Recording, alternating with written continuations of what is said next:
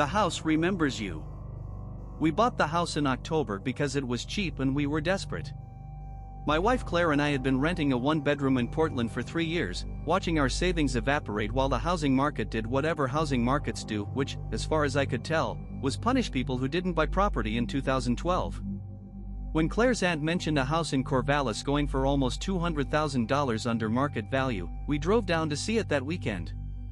It was a Craftsman. 1924, 3 bedrooms, 1.5 baths, a deep front porch, and a backyard with an old apple tree. The kind of house that Pinterest would describe as full of character, which in real estate means full of problems. The realtor, a woman named Deb with aggressive highlights and a smile that never quite reached her eyes, met us on the porch. "Fair warning," she said. "The previous owner passed away in the home. Some buyers have an issue with that." "How did they die?" Claire asked. "Natural causes." She was 93. We looked at each other and shrugged. A 93-year-old dying in her own house seemed like the best possible outcome for a 93-year-old. The interior was dated but solid. Original hardwood floors under questionable carpet. A kitchen that hadn't been updated since the Reagan administration. Good bones, our contractor friend would later confirm. The kind of house that would reward patience and a moderate investment. We made an offer that afternoon. It was accepted within the hour. I should have asked why it was so cheap. The first thing I noticed was the temperature. Not that the house was cold, it was October in Oregon, everything was cold. It was that the temperature was inconsistent. The living room would be 72 degrees while the hallway outside it was 60.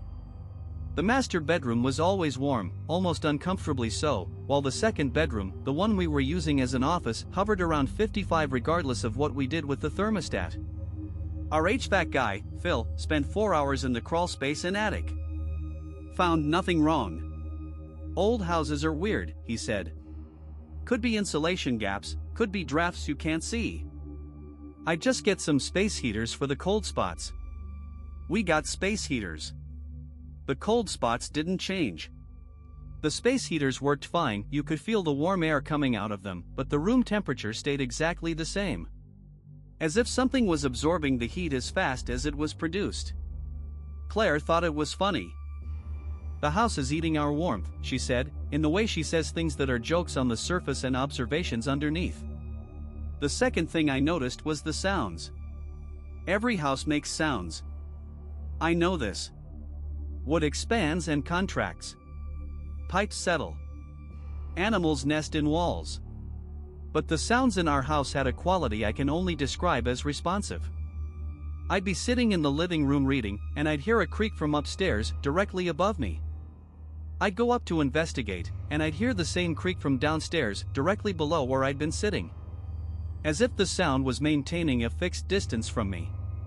One night in November, I woke up at 2 a.m. and lay in bed listening. The house was making a sound I'd never heard before, a low, almost subaudible groan that seemed to come from the walls themselves. Not a pipe sound. Not a settling sound. It was rhythmic. Slow. Almost like breathing. I put my hand on the bedroom wall. It was warm. Not just warm, the same temperature as my hand. Exactly the same temperature. I moved my hand away, then put it back. Still matched. Like the wall was calibrating itself to my body heat. "You're being weird," Claire said when I told her about it the next morning. The wall was the same temperature as my hand. Walls absorb heat from your hand when you touch them. That's how thermodynamics works. Not instantly. Not a 72-degree wall matching a 98-degree hand in under a second. She gave me the look. The one that means she's filing this under things my husband obsesses about and moving on with her day. I started researching the house. Dorothy Marsh had lived there for 61 years. She'd moved in with her husband Arthur in 1963. Arthur died in 1989. Dorothy stayed. For 34 years, she lived alone in that house. She had no children. Her nearest relative was a nephew in Seattle who hadn't visited in over a decade.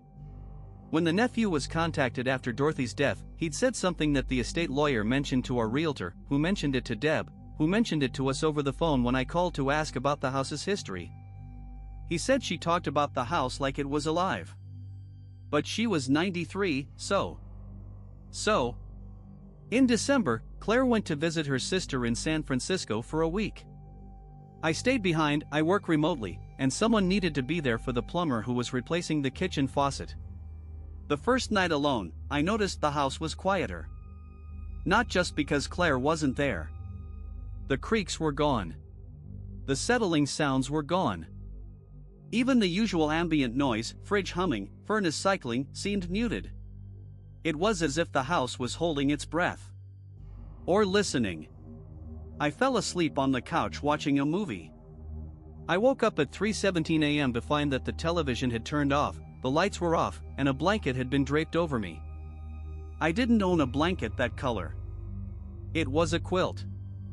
Faded blue and white, hand-stitched, with a pattern of interlocking stars.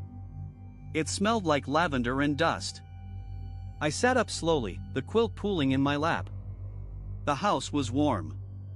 Not space heater warm. Warm like someone had been tending a fire all night. Comfortable. Intentional. I searched the entire house the next morning. Checked every closet, every cabinet, the attic, the crawl space. Nothing. No other mystery quilts. No sign of entry. No explanation. I put the quilt in the hall closet and tried to forget about it. The second night, I heard singing. Not through the walls, not from outside. The singing was in the walls. In the structure itself. A woman's voice, old and thin and sweet, humming a melody I almost recognized. It was coming from the master bedroom, the room that was always warm. I stood in the doorway and listened. The melody repeated 3 times, then faded. The walls creaked once, softly, and the house settled into silence. I should have been afraid. That's what I keep coming back to. I should have been terrified. Instead, I felt something close to comfort. Like visiting your childhood home and recognizing the smell of the kitchen. Except this wasn't my childhood home. And the smell was lavender. On the third night, I left my laptop open on the kitchen table and went to bed. In the morning, the laptop had been closed and the kitchen had been cleaned. Not by me. The dishes I'd left in the sink were in the drying rack. The counter had been wiped down. The trash had been taken out and a new bag put in. And on the table, next to my closed laptop, was a glass of water with a coaster underneath it. Dorothy's coaster. I'd seen them in old photographs the estate lawyer had shared, hand-painted ceramic coasters with wildflower designs. I hadn't found any coasters when we moved in. I called Claire that afternoon. "How's the house?" she asked. "Fine," I said. "Quiet." I didn't tell her about the quilt or the singing or the dishes. I told myself it was because she'd worry. The real reason was that I was afraid saying it out loud would make it stop. On the 5th night alone, I was reading in bed when the temperature in the room shifted. Not dropped, shifted. It got warmer on the right side, where Claire usually sleeps. Exactly as warm as it would be if someone were lying there. The mattress didn't depress. The sheets didn't move. But the warmth was there, body-shaped and body temperature, and if I closed my eyes, I could almost feel the weight of another person. The humming started again. Closer this time. Not in the walls, in the room. Right next to me. I lay very still. "Dorothy?" I whispered. The humming stopped. The warmth pulsed once, like a heartbeat, and then slowly faded. Claire came home on Sunday. The house returned to its usual state, creaks, temperature inconsistencies, ambient strangeness. The quilt was still in the hall closet. The coasters had vanished. But the second bedroom, our office, wasn't cold anymore. It was 72 degrees, same as every other room. And it stayed that way. I've been thinking about Dorothy a lot. 61 years in this house. 34 of them alone. She moved in when she was 32 and died at 93. This house was her entire adult life. When you live somewhere that long, you leave a mark. Your feet wear grooves in the hardwood. Your hands polish the banister. The kitchen absorbs the smell of every meal you've ever cooked. The walls hold echoes of every conversation, every argument, every laugh, every cry. But what if it goes the other way, too? What if the house leaves a mark on you? What if 61 years of soaking up one person's warmth, one person's routine, one person's voice, what if the house learned her? What if the house remembers? Last week, I found myself standing in the kitchen at 3 p.m., filling the kettle. I don't drink tea. I've never made tea in my life. But the motion felt natural, automatic, like something I'd done 10,000 times. I looked down at my hands on the kettle, and for just a second, they looked different. Older. Thinner. Spotted with age. I blinked, and they were mine again. The kettle was whistling. I don't remember turning on the stove. I poured the tea anyway. It seemed rude not to. Metadata. Niche, horror. Seed, a house that remembers its previous owner. Word underscore count, 1712. Model, Claude Opus 4-6. Generation underscore time, manual.